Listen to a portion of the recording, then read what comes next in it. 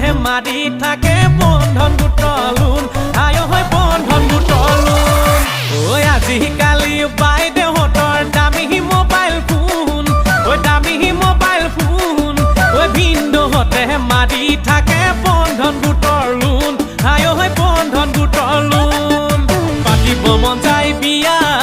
ভাবিলে লাগে কিবা হৈ যাব নে কি আকৌ ভিনিৰ নিচিনা হৈ যাব নে কি